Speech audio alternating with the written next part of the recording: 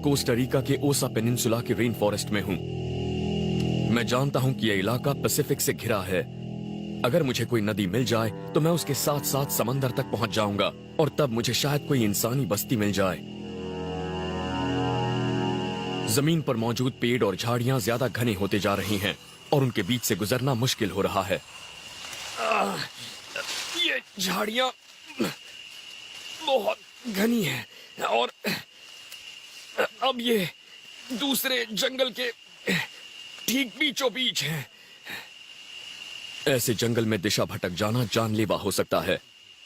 इस इलाके में होने वाली 5 में से करीब 1 मौत इसलिए होती है क्योंकि सैलानी हड़बड़ाकर भटक जाते हैं। इन झाड़ियों के बीच से निकलना बहुत मुश्किल हो रहा है, पर मेरे लिए ये रास्ता फायदेमंद है क्योंकि ये पहाड़ी से नीचे जा रहा है और दूसरी बात, यहाँ कभी इंसानी बस्ती होती थी, तो हो सकता है कि यहाँ से मुझे बाहर निकलने का कोई रास्ता मिल जाए। 10 साल पहले अधेड़ उम्र की एक अमेरिकी महिला रेन फॉरेस्ट में अकेले ही हाइकिंग के लिए निकली थी। वो रास्ता भूल गई, गिर गई और घायल हो गई। चल फिर ना पाने की वजह से वो वहीं अटक गई। हालांकि उसे ढूंढने वाले दल में 90 लोग थे, पर जब उसे 2 हफ्तों बाद ढूंढ निकाला गया तब तक उसका शव सड़ चुका था। मेरे पास अगर कोई बड़ा छुरा होता तो मैं कुछ ही घंटों में ये सब काट देता, पर मेरे पास फिलहाल बस एक चाकू है, इसीलिए काफी वक्त लग सकता है। मेरे हाथों में घाव होने लगे हैं, देखिए छाले पड़ गए हैं। ऐसे तो बात नहीं बनने वाली है, मुझे कुछ और करना होगा।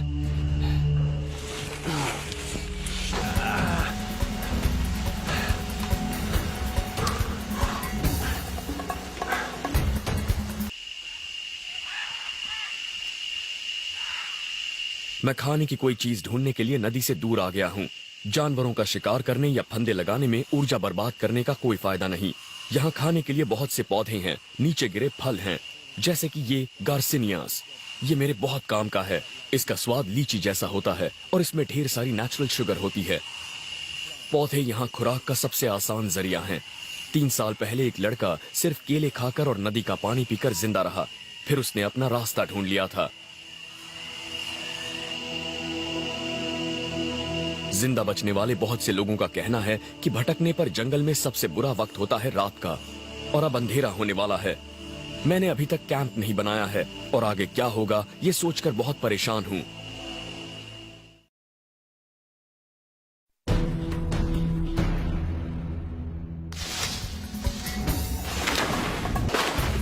मैं कोस्टा रिका के रेन फॉरेस्ट में हूं और मुझे बाहर निकलने का रास्ता ढूंढना है।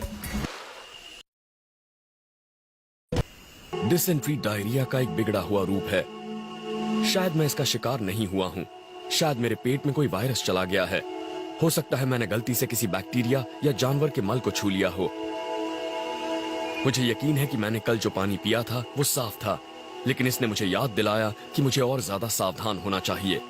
पानी में बहुत से वायरस और माइक्रोब्स होते हैं, इसीलिए हाइकिंग पर जाने के दौरान हमेशा पानी साफ करने वाली गोलियां ले जाइए।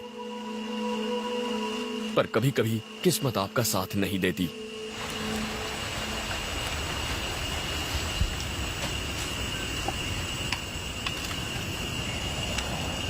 मैं इस पानी को कम से कम 5 मिनट उबालूंगा ताकि इसका साफ होना सुनिश्चित हो जाए। डायरिया के दौरान शरीर से पानी और सॉल्ट निकल जाते हैं और अब मेरे सामने हीट स्ट्रोक का भी खतरा है। अगर ये चीजें साथ में हुई तो जानलेवा हो सकती हैं। हीट स्ट्रोक के लिए जरूरी नहीं कि आपको भटके हुए कई दिन हो गए हों।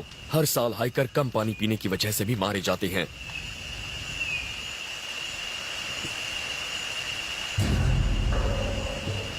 अब मुझे अपने पेट को ठीक करने वाली कोई चीज ढूंढनी होगी। जंगल आपको बीमार बना सकता है, पर इसका इलाज भी बता सकता है, बशर्ते आपको उसकी पहचान हो। जंगल में मिल्क ट्री नाम का एक पेड़ होता है। इसका सत खराब पेट के लिए वाकई अच्छा होता है।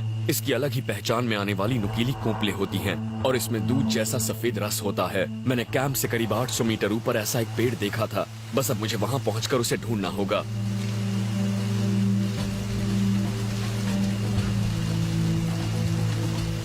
इस तरह से चढ़कर ही मैं जल्द से जल्द ऊपर पहुंच पाऊंगा। शरीर में ताकत नहीं है, पर मैं जंगल में भटकते हुए आधा घंटा बर्बाद नहीं करना चाहता।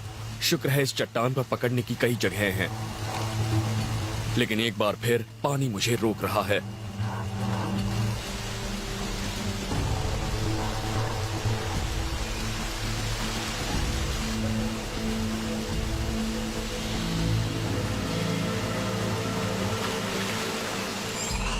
अब मुझे वो पेड़ ढूंढना है।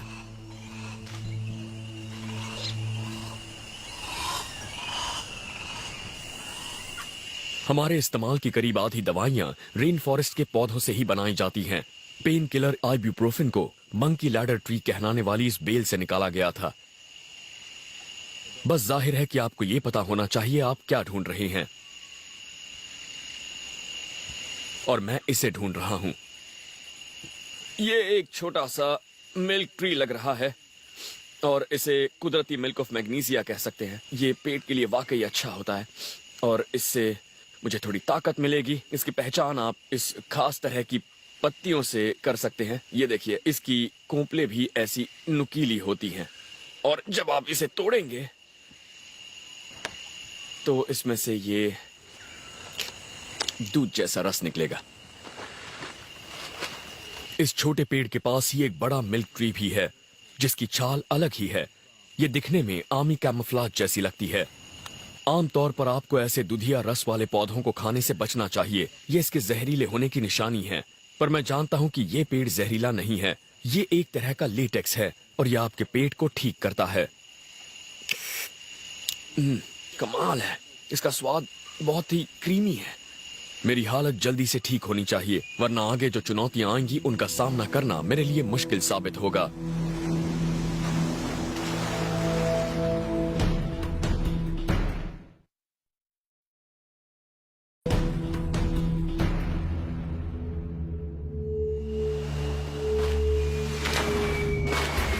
मैं पूरी तरह से ठीक तो नहीं हूं, लेकिन मुझे नदी के साथ साथ धारा में नीचे की तरफ उतरते रहना होगा।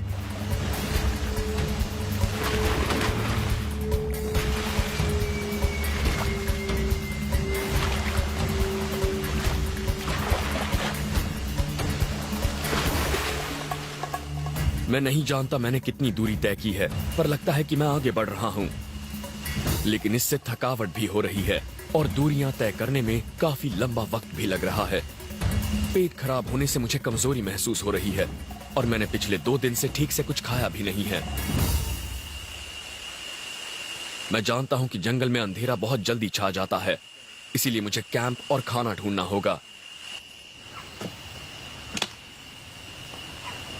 मैं ये भी जानता हूं कि आज मैंने ज्यादा फासला तय नहीं किया, इसीलिए मुझे जंगल में एक और रात बितानी होगी।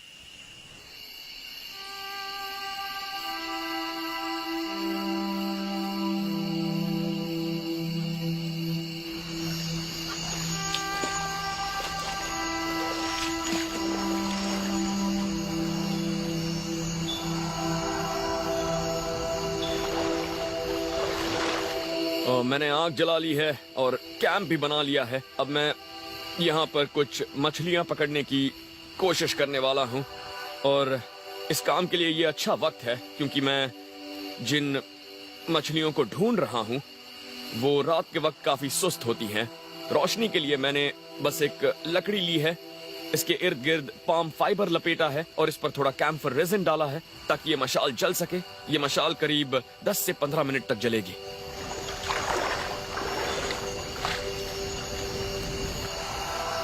मैंने इस मशाल को पानी के काफी करीब पकड़ा है और श्रिम्प या क्रेफिश ढूंढ रहा हूं। मैंने अपने चाकू को एक लकड़ी पर बेलों से बांध रखा है ताकि अगर कुछ नजर आए तो मैं उस पर वार करूं और फिर उसे पकड़ सकूं।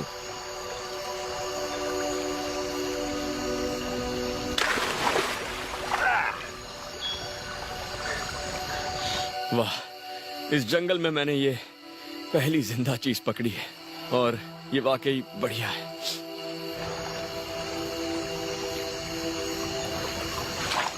वैसे इन क्रेफिश को बिना चाकू के पकड़ना काफी आसान होता है, बस काश मुझे कोई मछली मिल जाए तो दावत पूरी हो जाएगी।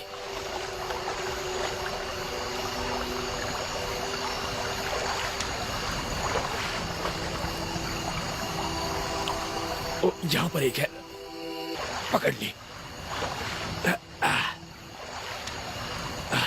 अरे वाह, लगता है बात बन गई।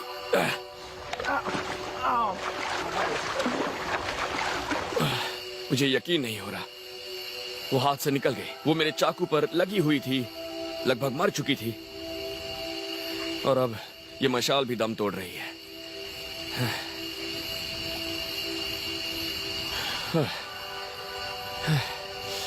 अब मेरे पास 4 क्रेफिश हैं और मेरे खाने का इंतजाम तो हो गया, पर आज दावत नहीं होगी। बस इसे आप मामूली खाना कह सकते हैं, पर मैं इन्हें मशाल बुझने से पहले पकाना चाहूंगा।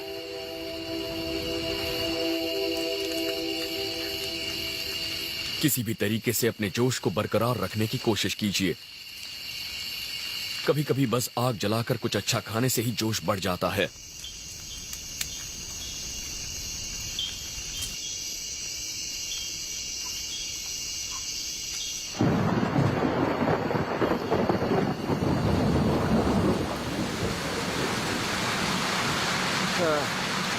जैसा कि आप देख सकते हैं, पिछले करीब 4 घंटों से बारिश हो रही है और बिजली चमक रही है, बादल गरज रहे हैं।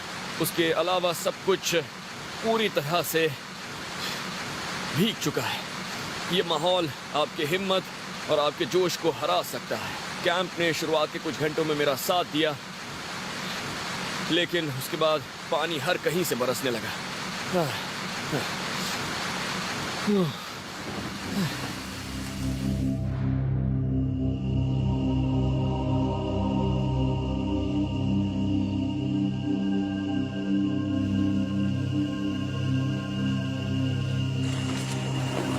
एक रात और जागने के बाद अब इस जंगल से जल्द निकलने का मेरा इरादा मजबूत हो गया है। पिछले करीब 1.5 किलोमीटर के दौरान इलाके में काफी बदलाव आया है। जमीन समतल हो गई है और नदी चौड़ी। अब मैं इसके साथ साथ चल रहा हूं और किनारे पर पानी भरा हुआ है। अब मैं एक बहुत ही अच्छी नदी के किनारे पर हूं और शायद यही मुझे इस जंगल से बाहर निकालेगी। अगर मैं धारा के नीचे की तरफ बढ़ने का रास्ता ढूंढ निकालूं तो शायद मैं किसी गांव या बस्ती या समंदर तक पहुंचूंगा। और मुझे काफी उम्मीद है कि आज रात मैं किसी गर्म और आरामदेह बिस्तर में सोऊंगा। लेकिन उससे पहले मुझे इस नदी का सफर तय करना होगा, और ऐसा करने का सबसे तेज तरीका है राफ्ट के जरिए। तो मैं ऐसा ही करूंगा। मैं एक बहुत ही आसान सा राफ्ट बनाने की कोशिश करूंगा, और उसे तैरने में मदद करेगा ये बालसा का पेड़।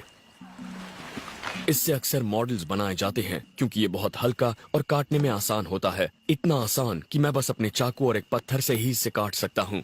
लगता है ये पेड़ यहाँ मेरे लिए ही उग रहा था, और ये दिखने में बेशक भारी लगता है, पर ये इतना हल्का है कि आपको सुपरमैन जैसा लगता है। और कई दिन बाद मैं खुद को इतना ताकतवर महसूस कर रहा हूँ। मैं इसकी छाल उतार रहा हूं और इससे मैं राफ्ट को बांधूंगा।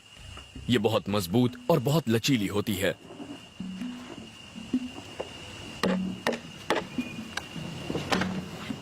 काम खत्म करते करते मैं पसीने से नहा चुका हूं।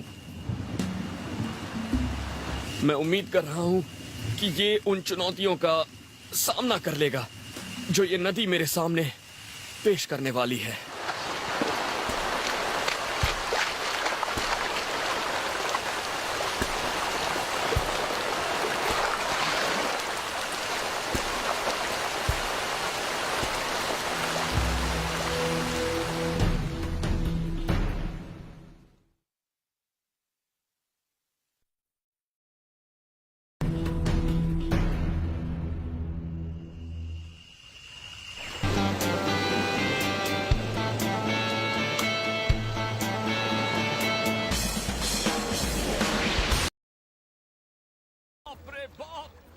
देखिए, व्हेल है, व्हेल। वो एक बड़ी सी हम्पबैक व्हेल है, मुझसे करीब 20 मीटर दूर है, और वो काफी बड़ी होती है। उनकी लंबाई 40 फुट तक हो सकती है। यकीन नहीं होता मैं उन्हें देख रहा हूं। मैं उनके बहुत करीब हूं। इतने बड़े मैमल्स के साथ समंदर में तैरने का अपना ही मजा होता है, और कितनी खूबसूरत है वो। मजा आ गया। टापू के करीब आते ही समंदर का रूप बदल जाता है। पानी के बहाव को किनारे की जमीन रोकती है, इसीलिए यहाँ पर लहरें तेज हैं। इनसे लड़ना बहुत मुश्किल है। हमने उन धाराओं को तो पार कर लिया, पर अब चुनौती है इन चट्टानों पर आती लहरों से निपटना। मैं इस गली के अंदर जाने की कोशिश करता हूँ। जरा संभल कर, पहले मैं जाकर देखता हूँ। जब 5 फुट ऊंची लहरों का सामना करना हो तो आपको बहुत चौकन्ना रहना पड़ता है। चट्टानों से टकराएं तो भारी पड़ सकता है। ओके, आ जाओ। ठीक है, ऊपर ऊपर ऊपर। बढ़िया। मैं सूखी जमीन पर तो आ गया हूँ, लेकिन चारों ओर पानी से घिरा हुआ हूँ और मेरे सामने 60 फुट ऊंची चट्टान है। मुझे इस पर चढ़ना होगा। लगता है यहाँ से चढ़ सकते हैं। शुरू करें।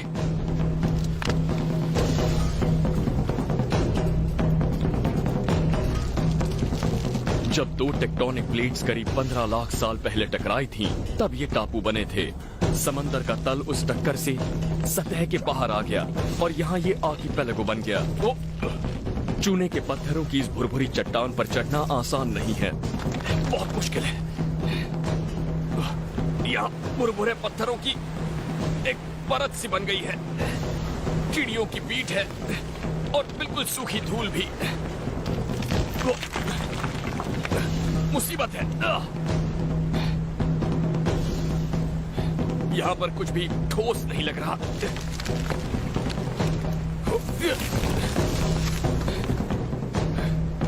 ठीक है, ऊपर चढ़ते हैं।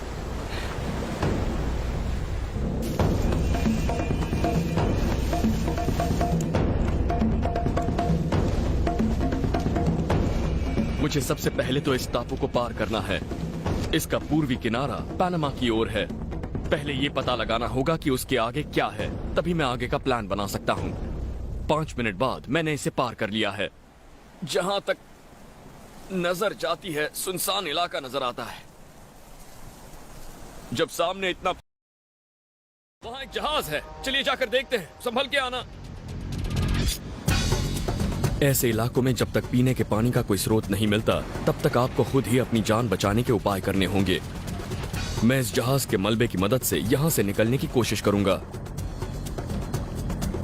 यह मलबा इस बात का सबूत है कि यह समंदर कितना खतरनाक हो सकता है। यहां समंदर को हल्के में नहीं लिया जा सकता। अगर मैं वहां ऊपर तक पहुंच जाऊं तो अच्छी तरह से अंदाजा लगा सकता हूं कि आगे मुझे कहां जाना है। सिर्फ 30 फुट की ऊंचाई पर चढ़ने के बाद ही मैं अब दुगनी दूरी तक देख सकता हूं। यहां से नजारा तो खूबसूरत है, लेकिन बुरी खबर है कि मुख्य द्वीप वहां पर है और वहां तक पहुंचने के लिए मुझे समंदर में कम से कम 8 किलोमीटर का रास्ता तय करना होगा। अगर मुझे अपनी जान बचानी है तो मुझे वहां पहुंचना होगा। मैं जानता हूं वहां तक कैसे जाना है, बस हमें नीचे उतरना होगा। इस टापू से जाने का एक ही रास्ता है, समंदर। देखिए कितना कचरा पड़ा है। जिस जबरदस्त तूफान ने इस जहाज को किनारे तक पहुंचाया होगा, उसी की वजह से इतना कचरा भी इकट्ठा हुआ है। मैं इनसे एक राफ्ट बना सकता हूं, लेकिन वो मजबूत होना चाहिए। किसी का कचरा किसी के काम आ सकता है। यहाँ बहकर आए बांस से मैं उसका फ्रेम बना सकता हूँ, जिससे राफ्ट को काफी मजबूती मिलेगी। मैं इन तीनों को एक साथ बांधकर राफ्ट का हल बना सकता हूँ और फिर उसी तरह से एक और ढांचा बनाकर मैं एक अच्छा सा कैटमरान बना सकता हूँ। इन प्लास्टिक के डिब्बों की वजह से मेरा राफ्ट पानी पर तैर पाएगा। मेरा प्लान तो अच्छा है, लेकिन मुसीबत यह है कि इन बोतलों के ढक्कन हैं ही नहीं। मुझे ऐसी बोतलें ढूंढनी होंगी जो इसके जैसी हो। हाँ, ये ठीक है। जितना हो सके राफ्ट को पानी पर तैरना होगा। यहाँ ग्रेट व्हाइट शार्क्स घूमती रहती हैं, इसीलिए मैं समंदर से ज्यादा दूर रहना चाहता हूँ। मैं उस जगह पर हूँ जहाँ ज्वार का पानी चढ़ जाता है। मैं चाहता हूँ कि जैसे ही पानी चढ़े मैं यहाँ से निकल जाऊं। ज्वार का पानी मुझे मुख्य भूमि तक पहुंचा देगा, लेकिन किनारे पर बह रही तेज हवाएं एक बड़ी मुसीबत हैं। मैं अपने पीछे से बह रही हवा से ज्यादा ज्वार के पानी पर